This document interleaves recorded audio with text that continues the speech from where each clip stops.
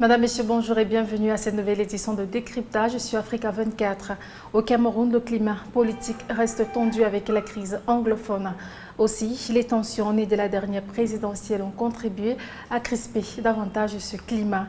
Toutes les voix, ou presque, appellent désormais à la tenue d'un dialogue national inclusif. Pour ce nouveau numéro de décryptage, nous recevons Olivier Bibou Nissa, qui est le porte-parole de l'opposant Maurice Kamto, arrivé deuxième à la présidentielle du 7 octobre 2018. Avec lui, nous parlerons de la tenue du dialogue national dont les conditions, le contenu et les acteurs semblent encore abstraits pour une partie de l'opinion nationale. De nombreux acteurs politiques persistent à dire que la tenue d'un dialogue national reste l'unique moyen de ramener la paix dans les régions du Nord-Ouest et du Sud-Ouest. Quel est votre avis sur la question? Notre avis sur la question n'a pas varié et d'ailleurs je revendique pour le compte de la chapelle que je représente ici, c'est-à-dire le MRC, ses alliés et dont la coalition gagnante qui a porté Maurice Kamto à l'élection présidentielle dernière, de laquelle il est sorti président élu, si l'on fait l'économie de toutes les fraudes électorales qui ont entaché le processus. En parlant pour ma chapelle, je dirais que nous avons assuré une sorte de leadership dans la mise en avant de cette approche-là, c'est-à-dire la priorité pour Maurice Kamto, le président élu, et ses alliés, a toujours été l'organisation d'un dialogue inclusif et un dialogue durant lequel toutes les questions seraient évoquées, à l'exception de la sécession. Et il n'aura échappé à personne que désormais le régime veut faire du Kamto sans Kamto. Le gouvernement a souvent affirmé qu'il est disposé à débattre de tout, mais pas de la forme de l'État. Pensez-vous qu'une sortie de crise soit possible sans la remise en cause de la forme actuelle de l'État? D'abord, il faut dire que le flou qui règne au niveau du discours du régime illégitime de Yaoundé n'arrange pas les choses. Vous avez le ministre, entre guillemets, de l'administration territoriale qui, dans le cadre d'une prise de parole publique sur un média international, a dit précisément que la forme de l'État ne serait pas négociée dans le cadre d'un éventuel dialogue. Or, il se trouve que le Premier ministre était descendu sur le terrain, au nord-ouest et au sud-ouest, et il avait clairement dit que la question de la forme de l'État serait débattue, parce que désormais, le régime était favorable au dialogue. La transparence doit être au cœur du processus, parce qu'il ne vous aura pas échappé que les autorités suisses ont dit dans leur communiqué que toutes les parties avaient été associées, et notamment avaient aussi évoqué tous les partis politiques. Nous sommes désolés de dire que nous n'avons pas été associés à cette phase préliminaire.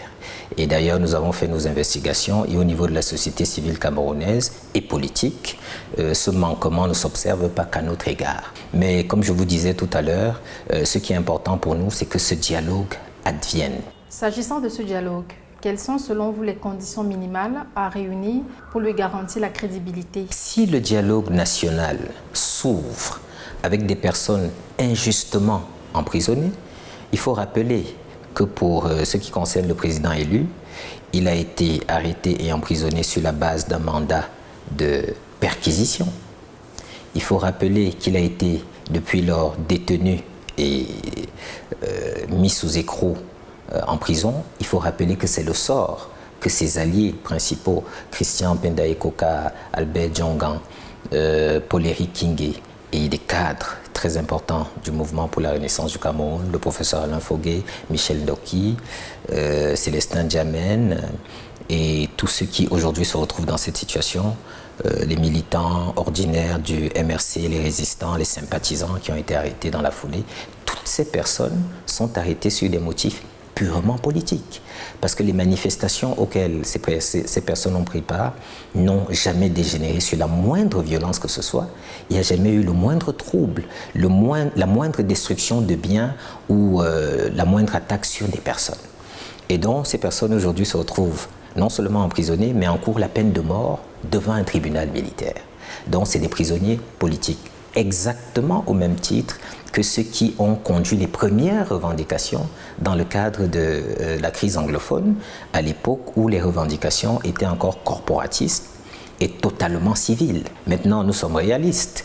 Il va de soi que dans l'hypothèse de la préparation, par contre, de ce dialogue, rien n'exclut que la résistance, à travers le MRC et les partis de sa coalition, se rendent disponibles pour précisément contribuer à baliser, vous voyez, le terrain sur lequel va se déployer ce dialogue national. Restons dans l'optique de la tenue d'un dialogue. Est-il envisageable de le décentraliser en permettant au gouverneur ou au préfet d'organiser et d'animer le dialogue au niveau régional ou local, ou alors le dialogue doit être centralisé à l'échelle nationale? D'abord, il faut savoir que le régime de Yaoundé n'est pas digne de confiance. Il a érodé son capital de confiance et ça fait 37 ans bientôt que cela dure. Il faut, lui, le premier, qu'il donne des gages. Et sur la question de la décentralisation, il est particulièrement un très mauvais élève.